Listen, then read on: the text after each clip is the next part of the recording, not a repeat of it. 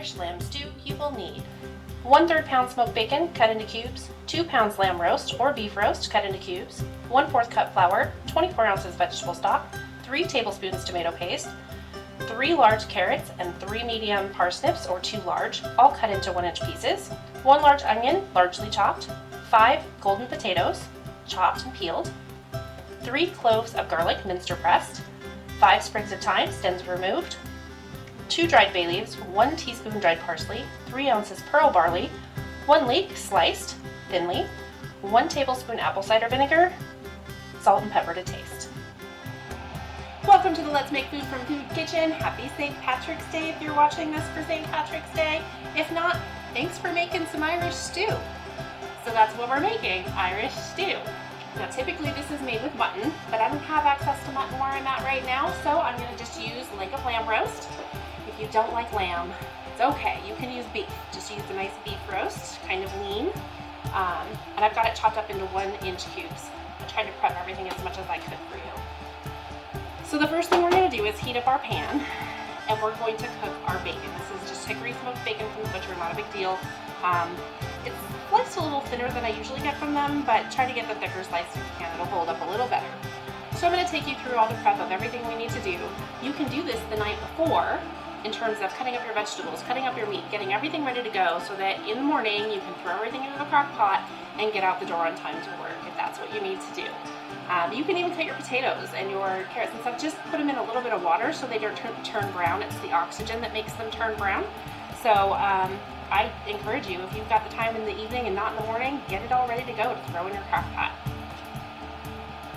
All right, this is coming up to temperature. I'm going to go ahead and throw in my bacon. And I'm just trying to get a nice little crisp on it.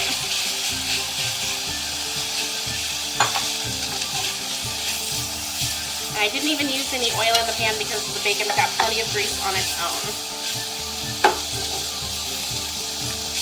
So while my stuff is frying, what I like to do is go ahead and prep some of my vegetables. These are the parsnips, and I'm just going to trim off the ends. I've already peeled them in case you needed to see me peel vegetables. How boring is that? So I'm just going to cut them into about 1-inch pieces.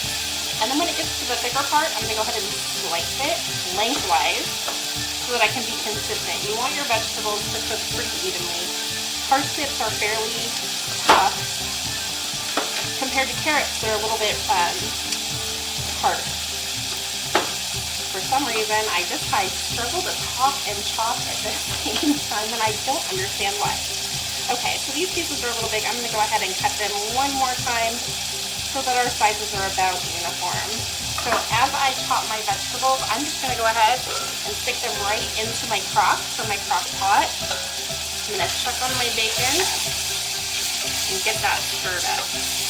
Now obviously if you're doing this the night before, you can cook your meat first and then put it in a container. If you have time to do it in the morning, go ahead and do it in the morning. But your vegetables, you can just put them all in a container to reserve and then put it in your crock pot in the morning. So one more parsnip to go. Lots of root vegetables in this dish. There we go. I'm just going to give myself a little time and turn it on its end and slice it in quarters for the big chunks. I've only got 2 here. I know the recipe calls for 3, but these are really big compared to what I normally get from the store. So I didn't want to have too much parsnips by doing 3 just for the sake of showing 3. I'm just going to keep checking. I don't know if you do this. I'm a multitasker when it comes to the kitchen. As things are cooking that don't need my direct attention, I'll wash dishes or clean up and just get through what I need to get through so I can move on to the next step in my day. Alright, this one I'm only going to have because they're not quite as thick. I'm going to keep going. And we move on to our carrot. As you can see, this can go really quickly, even if you did it in the morning. But again, it's up to how much time you have available. So, have a little discard bowl over there. And again, it's the same thing. It's about 1-inch cubes, or in this case, circles.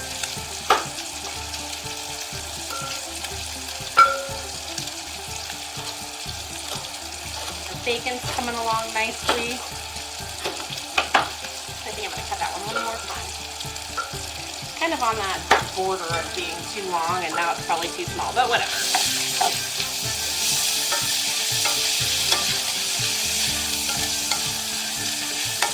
Okay. Now, I'll go ahead and move on to the potatoes. And these I'm just going to largely chunk. You can use russet potatoes or red potatoes. I don't like to use russets personally because they tend to break down if you're doing a long cooking day. 8 hours in a crock pot, even on low, they tend to break down.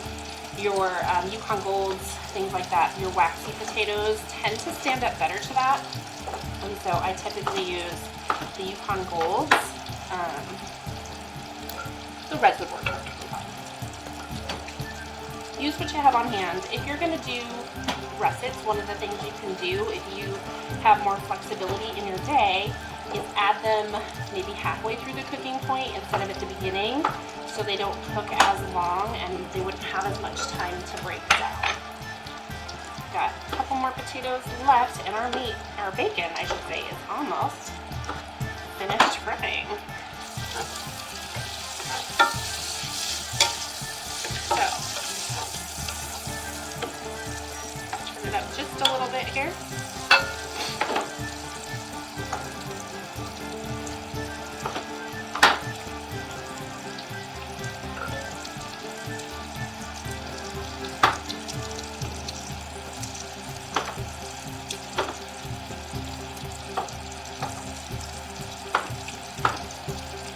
Alright, potatoes are done and going in our pot. Up next is our onions. Hopefully I don't cry. Even with the sharpest knife, I try the onions. Take this outer layer off. Okay, and I just cut mine in half. Got a little skin there. And this can be large chunks. It doesn't have to be finely diced. Alright, this is good to go as far as I'm concerned. So I'm just going to take the bacon. Not going to drain it. I'm just going to stick it right in the pot.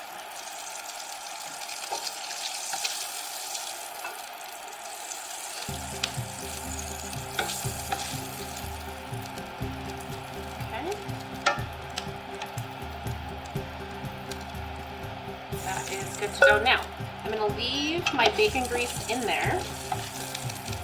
I'm going to take my flour. I'm going to coat my lamb with it, and I'm just going to do this by hand.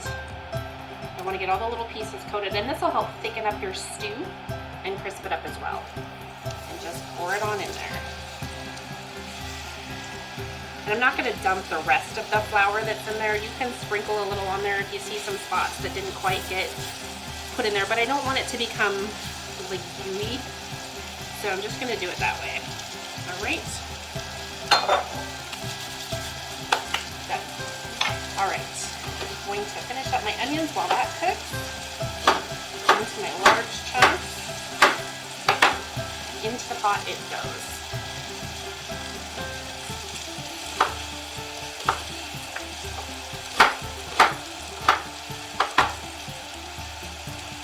So we're just cooking that lamb right into that bacon grease. And I want to turn this up because what I want to do is crisp up the lamb. Now I know that there is some arguments about whether or not you need to brown your meat. Does it seal in flavor? Does it help anything? Some say yes, some say no.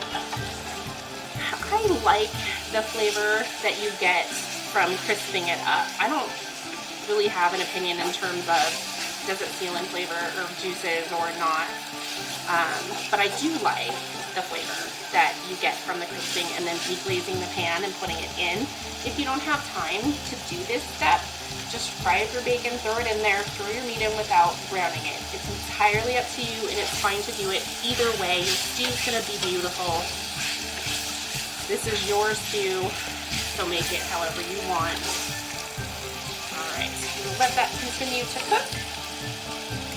While I'm gonna go ahead and toss in my bay leaves and my parsley, and I have my thyme. Okay, I'm not going to do the vinegar, the salt, or the barley yet. That comes at the end of our cooking. This is the tomato paste that we made early on. It was one of our first episodes we released. I am going to put 3 large tablespoons in. So, large tablespoons. Okay? Just going to get one of some more stuff here.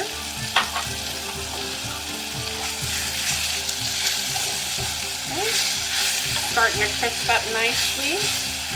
Alright, now I'm just going to take care of my garlic. Try to stir this up one more time.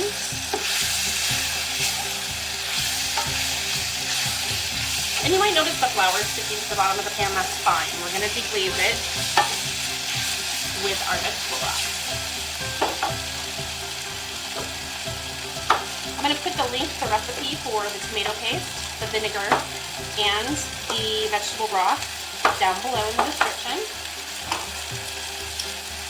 This is a garlic press. If you don't have one, just chop it up as finely as you can. It's going to go right into our pot.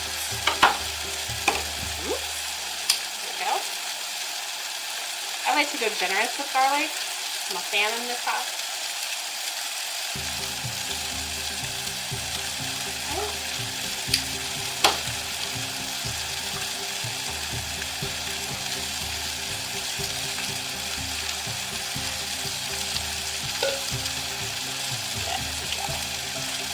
Garlic is in. Okay. So, this should be good to go.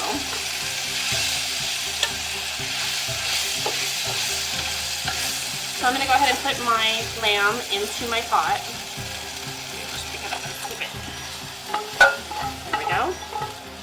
Now, in order to get all of this lovely stuff off of the pan, I'm going to take some of my vegetable broth and pour it in there. This is called deglazing. I'm going to get it to bubble up, and I'm going to slowly start working on the bottom of it to get those lovely little bits full of flavor off of the bottom of the pan and into my pot. Just like this. So I'm going to let it go for a minute. I don't know why I put that lid back on. I'm just going to put it in my pot. I'll put a little more in there. So I have just slightly over 24 ounces in here. What I want to do is cover all of my ingredients that are in the pot. If you don't have enough liquid, if your potatoes are bigger and your ingredients, aren't exact, which is totally fine, you're just going to pour water to cover to the very top of the ingredients. You don't need to fill up the pot, then you'll have a soup instead of a stew. So I'm just going to take my water pitcher and put some more in there. Just to the very top of my ingredients. I'm going to check on this. We're getting some good progress here. When this is done, I'm going to pour it in. Now I know what you're thinking. I really do. You're thinking, Michelle, there's a leek over there and you haven't cut that up. I know. We don't put that in until the end. Almost the end. Not quite the end. But I'll get to that here in just a minute. Ooh, this is looking good. I'm going to turn this off. I'm going to pour this all in here. Okay, that's ready to go. I'm just going to stir this up a little bit, and I am going to go ahead and put this inside my crock pot, which I have over here because that's where it's a short cord, so the plug fits better.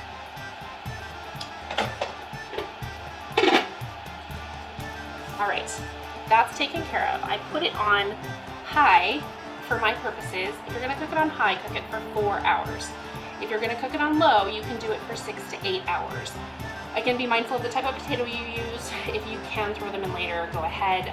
If you don't have the time during the day, you could parboil them the night before and then add them when you add the leeks and the barley, because you don't add the leek or the barley until the last hour of cooking. And the same goes for your vinegar and your salt. I'm going to go ahead and prepare my leek, which you can also do the night before. To do this, you're going to cut off the end and get rid of it. This is, I made a vegetable broth, which the link for that is below, and this is the other half of it. So I cut off the leafy, darker green parts. I'm going to take this leek and cut it in half, and then I'm going to thinly slice it like so. We want to try and get them even just like everything else so that things cook at the same rate. Otherwise you're going to have mushy chunks and solid chunks, and you're going to be hoping everything's done on time. So just do the best you can. If you have a slicer like a mandolin or something like that, feel free to use it. There we go. So again, same thing as we did with our broth. You've got to soak these in some water for a minute and wash them around, because they do get dirt in between each layer of leaves. Depending on how they're grown will depend on how much of that you get. So I just work my fingers in here. So what I'll do when I'm done with this part, I will go ahead and drain them. And you can do this the night before too. You don't have to wait until you get home from work or however your day looks. So prep as much as you can if that's what you need to do. It's super convenient the next day. We're 3 hours into our 4 hours of cooking, and it is time to add our leeks and our barley. So I'm just gonna take off my lid. Ooh, look at that steam. It smells so good. I'm gonna stir it up. Things are looking beautiful. And I'm going to just take my leeks and dump them in. And the same thing applies to the barley. So why are we using barley? And why do we add it at the end? Well, barley is going to help thicken this up so it creates that stew consistency without adding a bunch more flour. So the barley will grow and expand and take up some of that space and absorb quite a bit of the broth, because it's still, right now, it's still very brothy. You can see that it's still very brothy. So that's why we add the barley. It is optional. You don't have to use barley if you're not a fan. There are some health benefits. It's natural oats, you know, things like that. Okay, so I'm going to move this back over there and plug it in and let it sit for another hour. Once that's done, I'll add my final ingredients and we'll see how it tastes.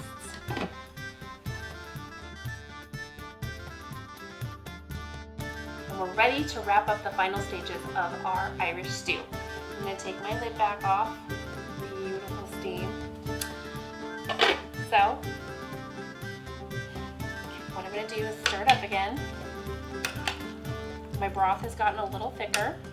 Not quite as thick as I like it, but it's gotten a little thicker than the last time I showed it to you. That barley is soaking up. I don't know, see if you can see some of the barley on that spoon. So what I want to do is add my pepper. I went ahead and ground some up while I was waiting. I'm going to add some pepper to it. I've got some salt here. I'm going to add about half of it. We can always add more, but we can't take it out. And this is kind of a secret that I've started using in my soups, not all of them. This vinegar, if you add it at the end, gives it a lovely little extra flavor. And you really don't need a lot. That's my homemade apple cider vinegar, and I'll put the link to that in the description below. Stir that up really well. Looking beautiful. If you come across your bay leaves at this point, if you want to go ahead and pull them out, you can. Just put them there. There's one. There's another one in here somewhere. I'm not really looking for it, but I am trying to get everything nice and stirred with that salt and the pepper. Okay, this is so hot. I want to taste it, but I don't want to burn my mouth. Okay, let's see if we can get this. Let's even do this without burning my mouth.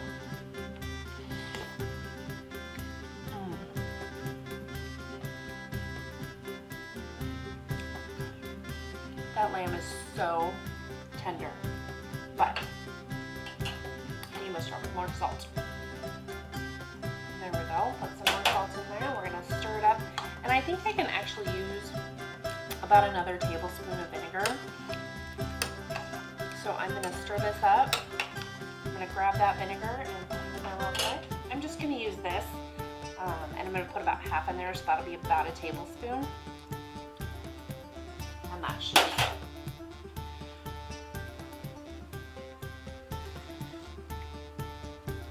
Oh, it's beautiful. Okay, we're ready to make ourselves a lovely dish. So I am going to just spoon my stew in here. If you want to make the broth a little thicker, you can. Take a little butter and melt it in a pan. make a roux by adding 1 tablespoon of flour for 1 tablespoon of butter. I wouldn't do more than a tablespoon of each.